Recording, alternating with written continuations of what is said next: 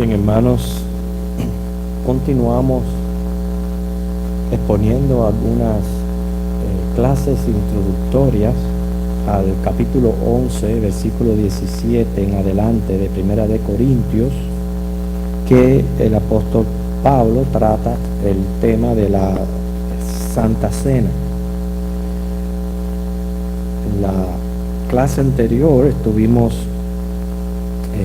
viendo cómo la Santa Cena vino a tomar el lugar de la celebración de la Pascua.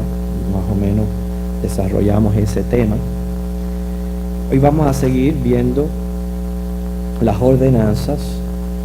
Fueron 2 ordenanzas ceremoniales que Cristo instituyó y la encomendó a la iglesia para que fueran observadas. Estas 2 ordenanzas son representaciones gráficas, o sea, algo que uno puede ver de los hechos fundamentales del Evangelio. O sea, están adaptadas para exponer nuestra experiencia de salvación por gracia. O sea, tanto el bautismo como la Santa Cena hablan de la muerte y la resurrección de nuestro Señor Jesucristo. Estas 2 ordenanzas deben ser practicadas por la iglesia. Sabemos que del bautismo participamos solamente una vez y de la Santa Cena, pues cada vez que la congregación a la que uno pertenece así lo disponga. Es curioso que muchos judíos cristianos, o sea, que son mesiánicos, que han reconocido, ¿verdad?, a Cristo, ellos todavía siguen celebrando la Pascua. Lo único que le buscan un significado espiritual a todos los actos y todos los elementos, y es cierto de que todos tienen un significado espiritual, pero nosotros creemos, por lo menos nosotros bautistas, que la Santa Cena vino a ser el equivalente a la Pascua y no tenemos necesidad de seguir esa ceremonia ni de usar esos elementos, porque Cristo viene a ser nuestra Pascua. Y ahora lo que hacemos es celebrar y conmemorar lo que Cristo dejó establecido para nosotros que hiciéramos. Primera de Corintios, capítulo 5, no lo busquen, yo lo voy a leer. Ahí claramente al final del versículo dice: porque nuestra Pascua, que es Cristo, ya fue sacrificada por nosotros. Ahora, sí es muy interesante que tanto la Pascua para el Antiguo Testamento como la Santa Cena en el Nuevo Testamento, ambos celebran lo mismo.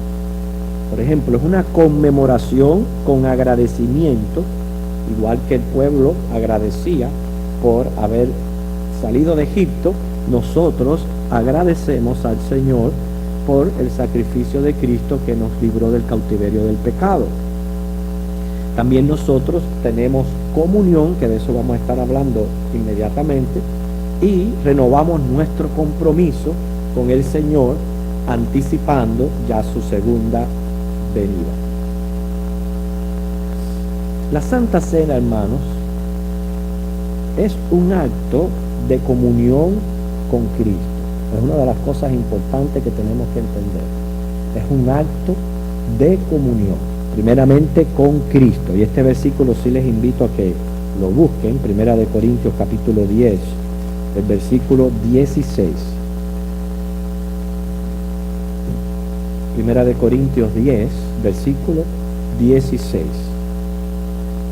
Dice: la copa de bendición que bendecimos, noten en forma de pregunta, ¿no es la comunión de la sangre de Cristo? El pan que partimos, ¿no es la comunión del cuerpo de Cristo? Entonces, esto tiene mucho que ver con la práctica de la Santa Cena, porque cada uno de los que se sienta a tomar estos elementos debe de estar identificado con Cristo. Si no está identificado con Cristo, la cena carece de sentido, carece de propósito, come y bebe para sí, porque no tiene absolutamente ningún significado para la vida de esa persona lo que está haciendo la iglesia. Siempre yo he dicho, el pan es tan pequeño y el vino tan poquito que ni para el hambre sirve. ¿Okay? O sea, tiene que ser que uno esté identificado con Cristo, con su cuerpo y con su sangre, dice aquí 1 Corintios 10. En otras palabras, la persona tiene que ser un convertido y bautizado por inmersión. Hermanos, yo he estado estudiando acerca de esto y el Señor ha profundizado mis convicciones en cuanto a quién debe de participar de esta Santa Cena, y a través de este estudio, precisamente a la luz de 1 Corintios 16, entiendo de que la persona tiene que ser convertida y bautizada por inmersión. ¿Por qué? Porque es la manera que uno se identifica con Cristo y tiene comunión con el Señor. Les digo esto porque muchas veces se excluye a las personas que no están bautizadas de participar de la Santa Cena, y es cierto, no hay un versículo específico que te diga a estas personas hay que excluirlas. Es cierto, no lo va a encontrar. Sin embargo, por el significado que tiene la Santa Cena, se entiende de que si la persona no ha sido bautizada por inmersión, no tiene identificación con Cristo, ¿cómo entonces tiene comunión con su cuerpo y con su sangre si no ha experimentado la salvación? Si la persona es convertida pero aún no se ha bautizado, uno tiene que preguntar, ¿y por qué? ¿Qué te impide a ti que te bautices? ¿Qué te impide a ti el someterse a cualquier plan que tenga la iglesia para que una persona llegue a bautizarse? ¿Qué te impide a ti someterte y bajar a las aguas bautismales como el Señor lo está pidiendo? Por eso es que es importante. El bautismo expresa la idea de unión a alguien o a algo. Por ejemplo, en 1 Corintios 10:2 se refiere ahí al pueblo de Israel diciendo: todos en Moisés fueron bautizados en la nube y en el mar. Y usa la palabra bautizado. Significa todos tuvieron en común, participaron de un mismo evento, tuvieron las mismas experiencias, están unidos a alguien o a algo. Bueno, el bautismo cristiano es la identificación con Cristo en la esfera de su autoridad y señoría. Sabemos que son dos las ordenanzas, el bautismo y la Santa Cena. ¿Quién soy yo para no someterme? Por ejemplo, estoy hablando si yo profeso ser creyente, porque al que no profesa ser creyente, hablar de esto no le da ningún tipo de sentido. Pero si usted profesa ser un creyente, es decir, yo creo en Cristo, yo soy salvo, ¿qué te impide a ti bautizarte? ¿Por qué no lo has hecho? Si tú no lo has hecho y profesas creyente, estás desafiando la autoridad y el señorío de Cristo, porque aquí no se trata de una comisión o algo que si yo quiero ser sí o no, aquí se trata de una ordenanza del Señor. Entonces no hacerlo es desafiar la autoridad y señorío de Cristo, y si tú te encuentras en ese plano, ¿cómo te vas a sentar a tener comunión con su cuerpo y con su sangre? ¿Entienden la idea del por qué se excluye a estas personas de tomar estos elementos? Porque simplemente no tienen sentido para la persona. También es importante el bautismo por inmersión. A veces yo tenía un poquito de dudas si aquellos que se sometían a salpicarse en algún tipo de denominación era un bautismo genuino, porque al fin y al cabo se estaban sometiendo a lo que es un sistema de una iglesia. Pero yo pensando después digo, no. El bautismo tiene que ser por inmersión, y por lo menos podemos presentar tres razones. Uno, baptizo con Z es la forma intensiva de baptein y significa sumergir. O sea, sumergir. O sea, salpicar no es sumergir, que tiene que sumergirse. Segundo, Cristo, que no tenía necesidad de bautizarse, él se bautizó para identificarse con nosotros, porque ahí está lo que significa bautismo, que significa identificación. Él se identificó con nosotros, inclusive se bautizó antes de comenzar su ministerio público, antes de hacer nada público, él se sometió al bautismo, y en Mateo 3:16, claramente ahí dice, subió del agua. Si subió, fue porque tuvo que bajar al agua. Ahí está implícito el bautismo por inmersión. Y la tercera razón para un bautismo por inmersión es el simbolismo del acto en sí, lo que encierra el acto. ¿Por qué? El bautismo no salva, el bautismo no otorga ninguna gracia, ningún poder, nada de eso. El bautismo es un paso de obediencia, de fe y de obediencia al Señor, todo lo que es el bautismo, pero encierra un simbolismo que ya hemos hablado, que ambas ordenanzas están diseñadas por el Señor para expresar el Evangelio. Ahí en Colosenses capítulo 2 versículo 12 encontramos el simbolismo del bautismo, Colosenses 2:12.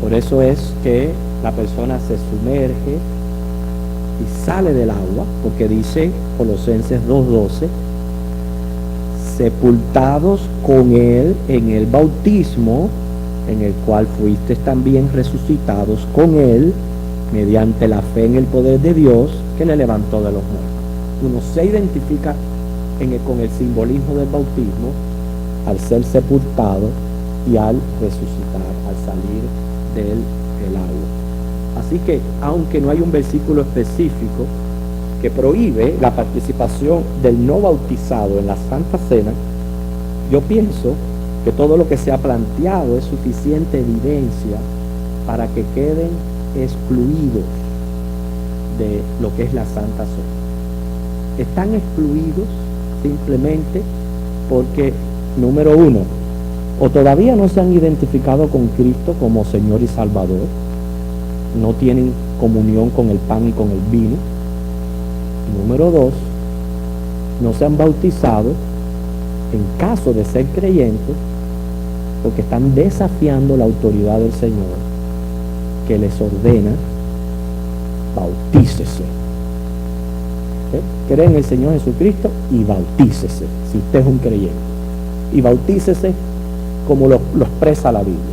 Si usted se crió en un sistema que están equivocados o lo que sea, usted tiene que bautizarse por inmersión, tal como lo expresa la Biblia. Es así como si usted está identificándose con Cristo, está representando el simbolismo del acto, y entonces usted puede sentarse a tomar la cena del Señor. Ahora, en segundo lugar, la Santa Cena es también un acto de comunión con la iglesia.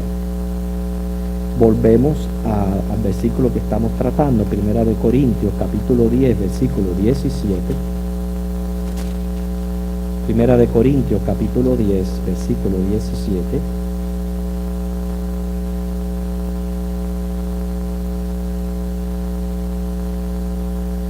Fíjense, siendo uno solo el pan, nosotros, con ser muchos, somos un cuerpo, pues todos participamos de aquel mismo pan.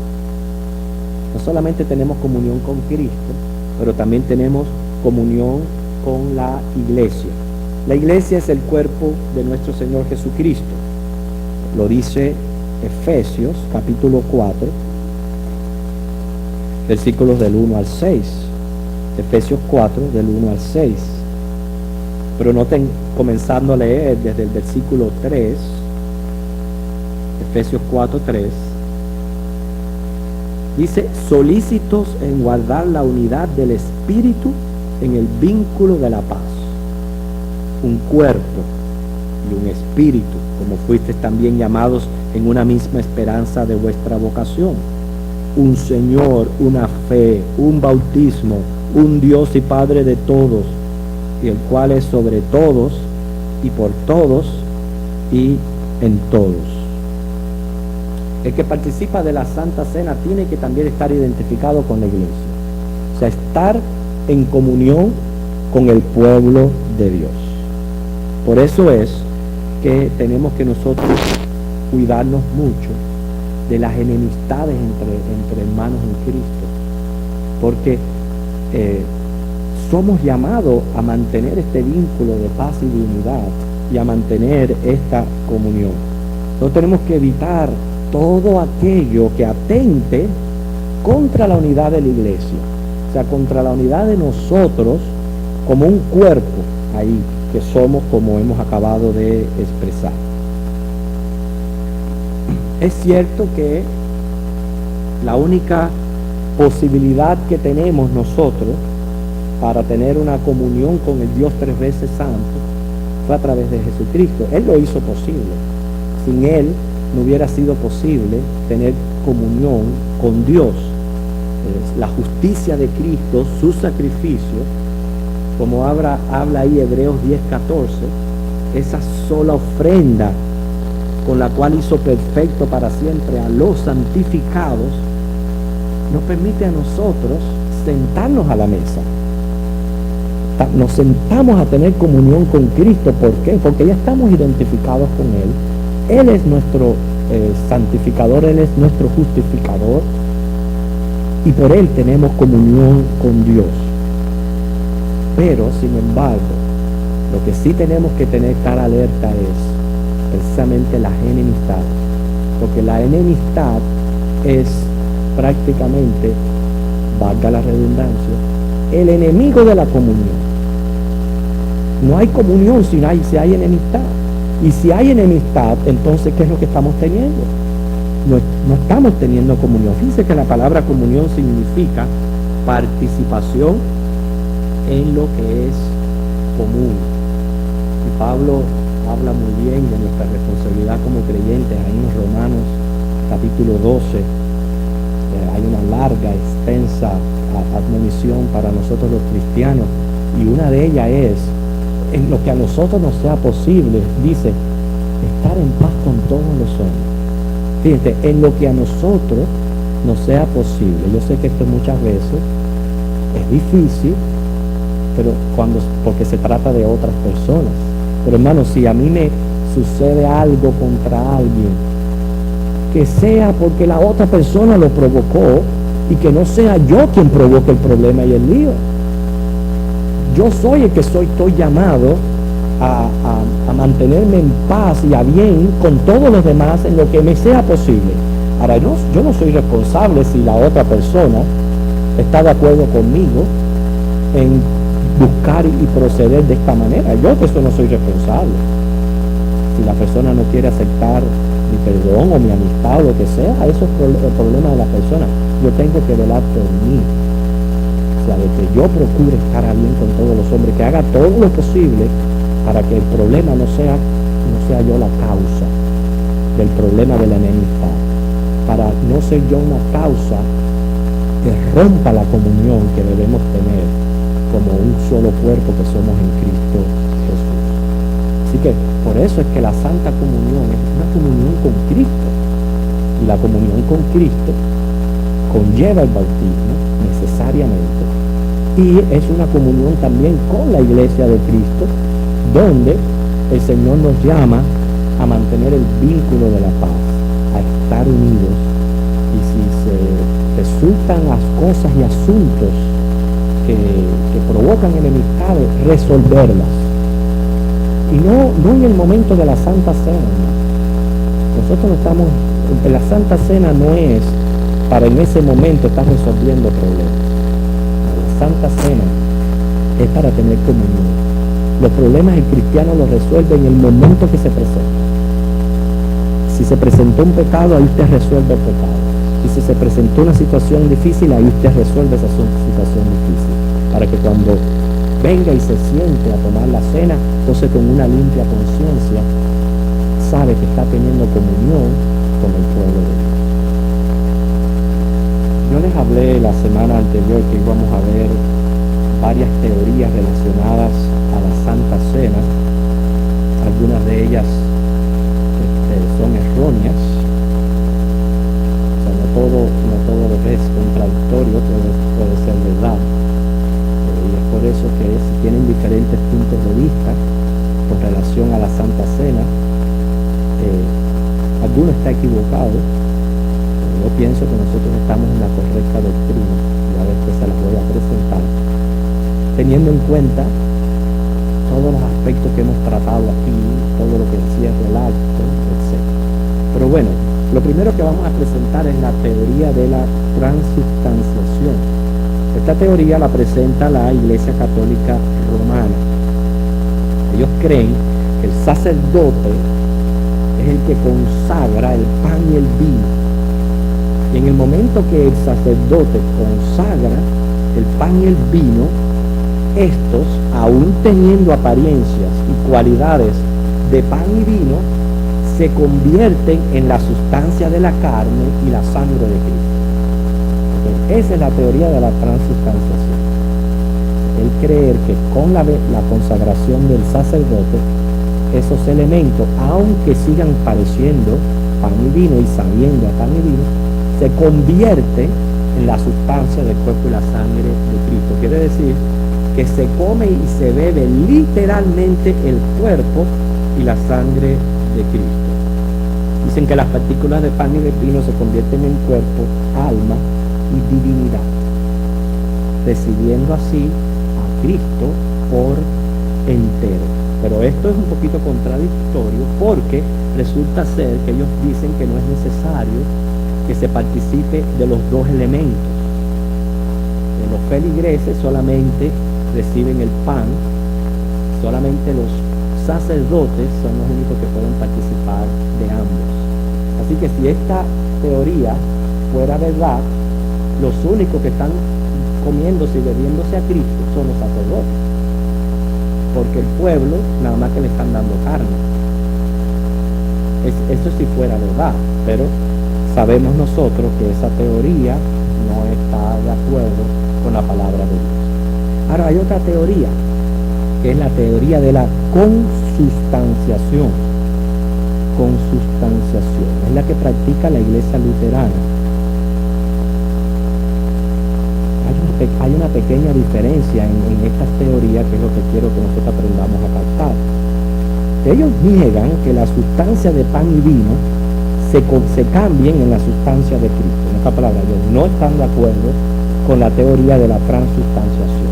No es lo que ellos creen.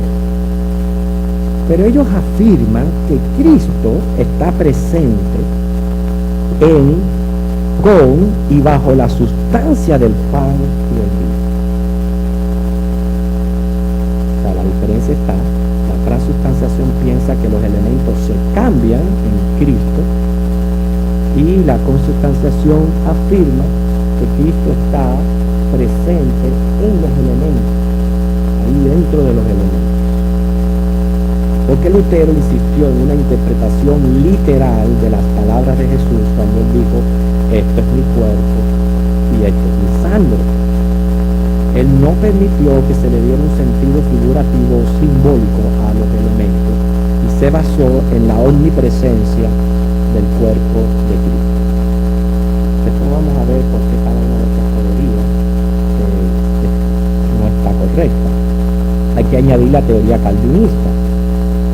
La teoría calvinista es opuesta a la luterana, se opone por completo. Ellos niegan la omnipresencia del cuerpo de Cristo en los elementos de la cena. Sin embargo, afirman la presencia dinámica o espiritual de Cristo en los elementos del pan y del vino en la cena. O sea que siguen todavía ofuscados en la presencia de Cristo en el pan y el vino, un tipo de panteísmo, lo cual nosotros entendemos que no es así. Fíjense, la consustanciación, ellos creen que Cristo está en los elementos, ¿okay? En los elementos. Pero ahora el calvinista piensa de que la presencia dinámica o espiritual de Cristo es la que está en los elementos. O sea, ellos creen que hay un significado más en los elementos que un simple simbolismo. Cristo está presente en los elementos, pero de una manera espiritual. Y está, por último, la teoría de Zwingli. Ulrico Zwingli, él nació en enero de 1484, más o menos esa fue la década de la protesta de los reformadores. Él nació en una aldea suiza, era contemporáneo de Lutero, y su autoridad eclesiástica llegó a ser grande allí en Zurich. Pero en cuanto a la Santa Cena, él estaba bien claro en sus convicciones. Decía que la Santa Cena tenía un significado simbólico, lo mismo que el bautismo, que el Evangelio, que eran las buenas nuevas, era anunciado por esta práctica, que la cena era un acto conmemorativo de la muerte de Cristo por nuestros pecados, que el pan representaba su cuerpo quebrantado y el vino su sangre derramada para la remisión de los pecados. Yo creo que después de haber presentado las cuatro teorías, nosotros estamos de acuerdo completamente 100% con Zwingli. Nosotros no entendemos que Cristo esté presente en esos elementos, ni en forma espiritual ni en forma sustancial. Él no está presente en los elementos. Cristo está presente como lo está ahora aquí, en medio de su pueblo, donde 2 o 3 están reunidos en su nombre. Él no está dentro de estos elementos, sino está en el lugar donde la iglesia está participando de estos elementos. A través de esta ordenanza, por eso nos llama la comunión y se llama Santa Comunión. Y esa es la idea que por eso empecé aclarando que la Santa Cena es una comunión con Cristo y con su pueblo, precisamente por la importancia de cuando nos sentamos a comer, Cristo está presente. Fíjense, cuando uno come en familia o uno tiene invitados, amigos o lo que sea, y hace una comida y uno se sienta a la mesa, eso prácticamente tiene un mensaje implícito en sí que dice: aquí hay personas que tenemos algo en común, por tanto vamos a comer de la misma mesa. Y es siempre cenar juntos, era una manera de usted mostrar amistad o compañerismo con alguna persona. Le invita a comer y ese es un acto de compañerismo. Por eso que es lo mismo cuando el Señor nos invita a su mesa. Él nos está invitando al compañerismo con Él, a la comunión con su pueblo, y ahí se sientan todos los que tienen todo esto en común. Por eso es muy importante el hecho de la comunión, hermanos, que el que se sienta a comer y después, cuando nosotros estudiemos un poquito más profundo a 1 Corintios 11, vamos a ver específicamente a qué el Señor se está refiriendo ahí cuando dice tomar la cena indignamente. No dice mire el cuerpo del Señor. Vamos a ver con claridad cuál era lo que estaba cometiendo Corintios, que Pablo los llegó a amonestar y exhortar de esa manera. ¿Qué es lo que nosotros tenemos que evitar, ¿verdad?, para no incurrir en juicio? Porque aquí hay grandes verdades. Las grandes verdades es que nuestra dignidad es una dignidad imputada por Cristo, que es una justicia que se nos ha sido dada de manera tal que Él nos ha permitido sentarnos a tener comunión con Él. Sin embargo, a pesar de esa libertad que tenemos nosotros ahora en Cristo, sí hay que tener pendiente la comunión con Cristo y la comunión con el Dios. Y vamos a estar viendo un poquito más acerca de eso según estudiamos 1 Corintios